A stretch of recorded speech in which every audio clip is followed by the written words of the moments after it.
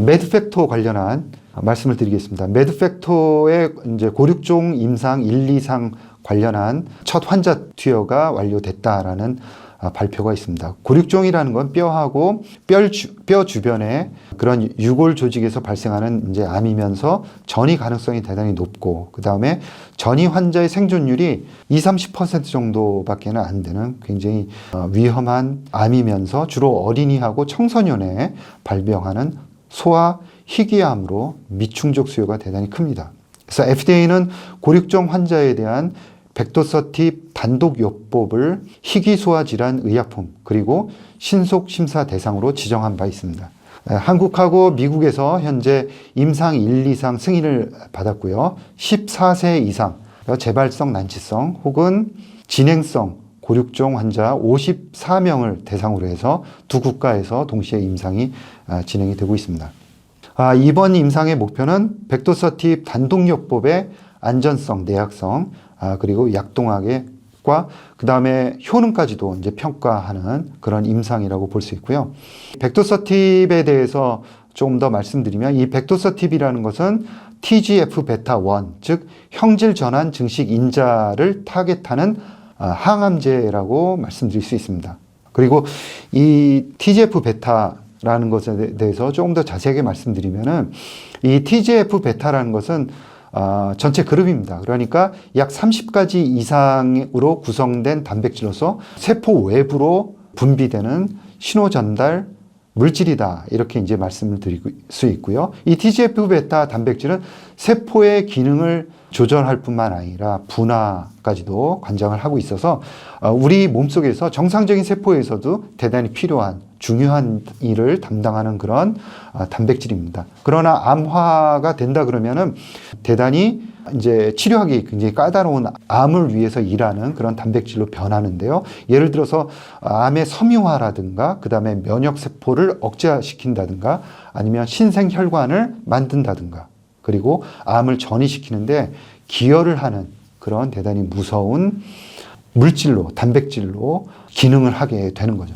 그래서 아까 말씀드린 대로 TGF-β라는 것은 우리 몸속에서도 아주 필요한 물질이기 때문에 이 암세포에 있는 TGF-β만을 아주 선택적으로 억제하는 약물이 대단히 필요합니다. 그러지 않으면은 안전성 문제가 대단히 크게 문제가 될 수밖에는 없는 거죠. 그래서 TGF-β의 치료제를 만드는 게 굉장히 까다롭습니다. 그리고 많은 회사들이 실패를 하고 있는 부분이고요. 그래서 TGF-β다 그러면은 성공하기 대단히 어려운 게 부작용 때문에 그렇구나라는 점을 한 가지 염두에 두실 필요가 있습니다. 그래서 이 매드팩토는 그나마 이제 이쪽 분야에서 TGF-β 분야에서 전문성도 갖추고 있고 어느 정도 성과도 내고 있다는 측면에서 좀 관심을 깊게 가져야 되는 문제고요.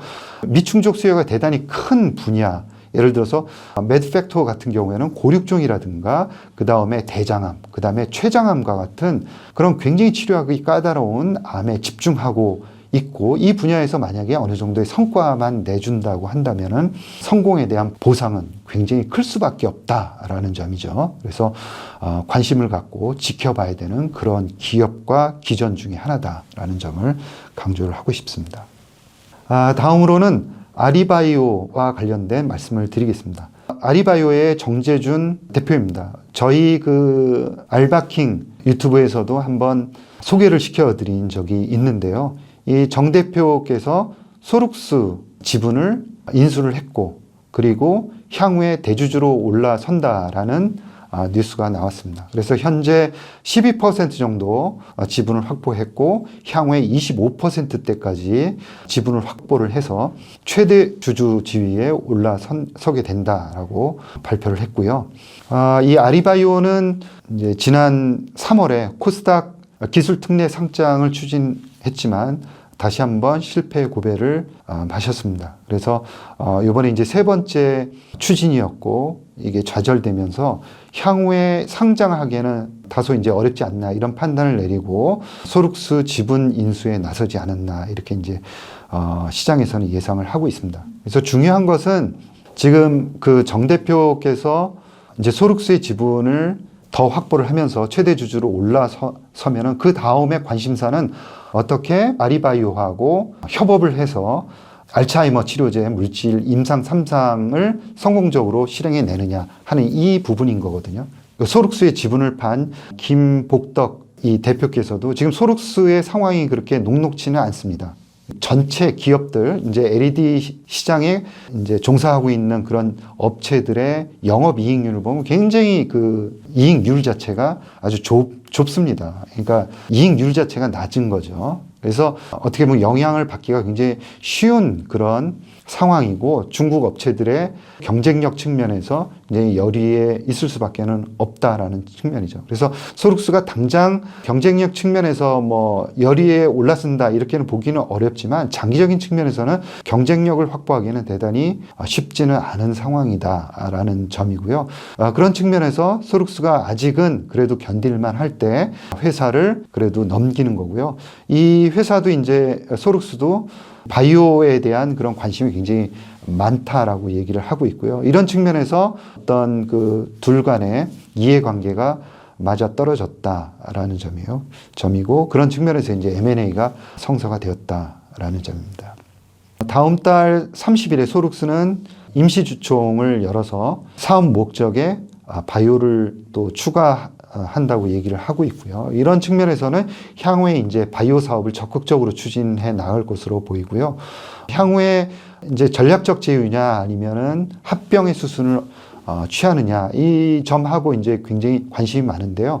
아리바이오와 관련해서 이제 정 대표께서 이제 언급한 것을 이야기를 들어보면은 아리바이오는 향후에 이제 어떤 형태로든 간에 예를 들어서 해외 업체가 해외 상장이 되었건 국내 상장이 되었건 상장을 주요 목표로 삼고 있는 것 같습니다. 그래서 그런 측면에서 본다 그러면은 합병의 가능성이 높은 거 아니냐 이렇게 이제 시장에서는 보고 있는 것 같고요. 현재 그 알츠하이머 치료제로 개발하고 있는 AR1001 미국 임상이 진행이 되고 있고 임상이 완료되는 게 2025년 12월로 예정이 되어 있습니다. 그래서 기간이 어느 정도 남아 있는 상황인데 지금 유럽하고 국내에서도 임상을 추진을 하고 있어요. 그래서 임상의 그 범위가 넓어지고 있기 때문에 필요한 자금도 더 커질 수밖에 없다라는 점이거든요. 그래서 향후에 어떻게 이 늘어나는 자금을 조금 더 더욱더 효율적으로 확보를 하면서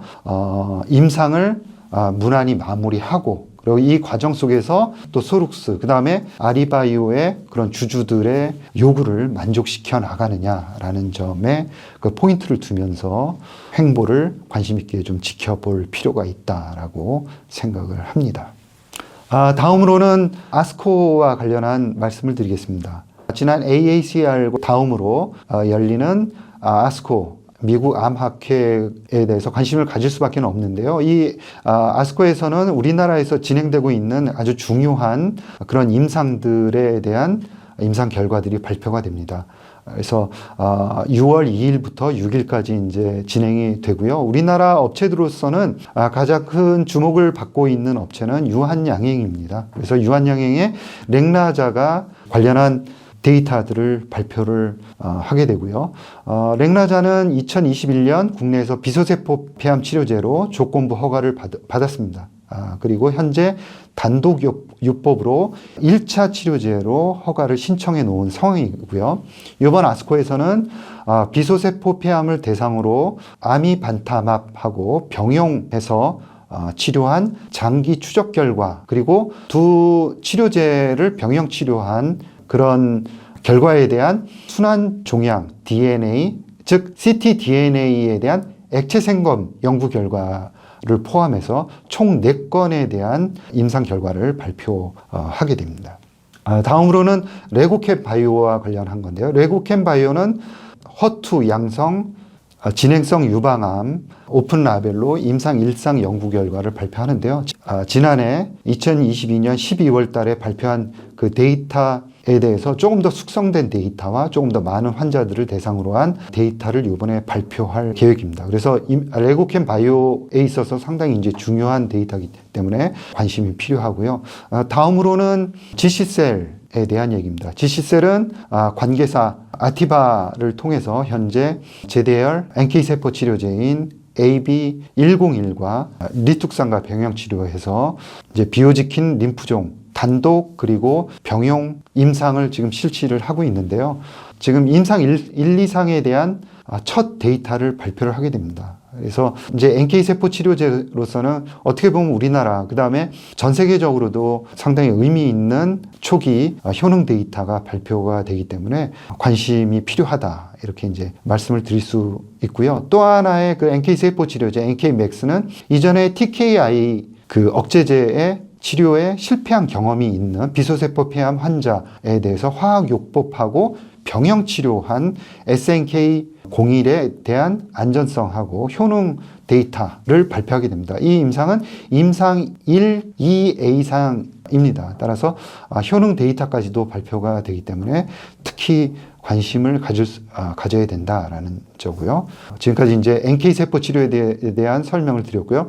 다음으로 이제 T세포 치료제인 앱클론입니다. 앱클론은 AACR에서 일단 발표를 한번 한 적이 있죠. 항 CD19 CAR-T에 대한 임상 데이터를 발표한 적이 있습니다. 그리고 그 당시에 고용량에 대한 그 데이터는 발표를 하지 못했었는데 이번에 이제 고용량까지도 포함해서 발표가 될 예정입니다. 그리고 또 한 가지 이번 그 아스코에서는 발표를 하지 않지만 6월 13일부터 열릴 예정인 국제 림프종 학회에서 큐로셀 즉 역시 마찬가지 T세포 치료제 요거는 이제 암발셀에 대한 임상 2상 데이터를 구두 발표 형식으로 발표를 하게 됩니다. 그래서 이제 6월 초중순에 걸쳐서 우리나라 NK세포 치료제 그다음에 T세포 치료제에 대한 중요한 효능 데이터들이 발표가 되기 때문에 굉장히 중요한 기간이 되겠다라는 말씀을 첨언을 해드리고요.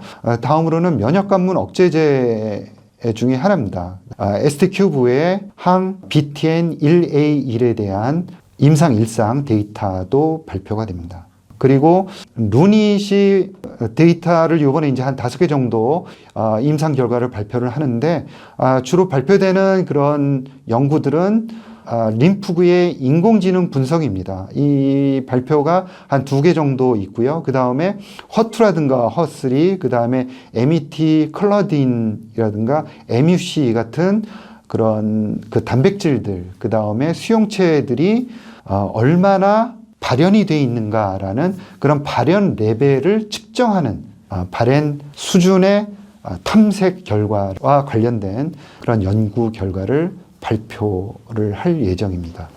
이렇게 상당히 중요한 연구 결과들이 발표될 예정이고요. 그 다음에 또 한 가지 마지막으로 첨언을 해드릴 거는 임상 결과와 관련된 겁니다. 그래서 임상 결과가 과거보다는 최근으로 넘어오면서 결과가 발표되면은 아주 좋은 결과, 그 다음에 괜찮다, 좋다라는 임상 결과, 아니면은 정말 그저 그렇다. 아니면 야, 이 효과가 별로 없구나라는 아니면은 아주 없거나 이런 이제 평가를 받을 텐데 아주 좋게 나온 몇 개 업체들의 그 관심이 굉장히 쏠리면서 그러한 시가총액 상승폭이 굉장히 크다는 거예요. 이 점이 굉장히 최근 들어서면서 과거 대비해서 아주 특징적으로 나타나는 현상이다라는 점입니다. 그래서 우리가 앞으로 그 임상 결과를 볼 때는 임상 결과가 아주 좋게 나왔느냐, 누구든 혹하게끔 좋게 나오느냐 하는 점에 포인트를 좀 맞추고 볼 필요가 있다. 이거는 무조건 임상 2상 결과라고 봐야 되는 거죠. 임상 2상의 초기 데이터는 임상 환자의 수가 아무래도 적기 때문에 그런 그 데이터의 신뢰성이 아무래도 조금은 떨어질 수밖에 없습니다. 그래서 임상 2상이 완료됐을 때 그런 데이터들이 아주 좋게 나오느냐 어떻게 나오느냐에 따라서 주가 반응 정도는 굉장히 클 수밖에 없다라는 점을 한 가지 염두에 두면서 임상 결과를 지켜보시면 더 좋을 것 같습니다. 지금까지 아스코와 관련한 내용들을 설명해 드렸습니다. 여러분 경청해 주셔서 감사합니다.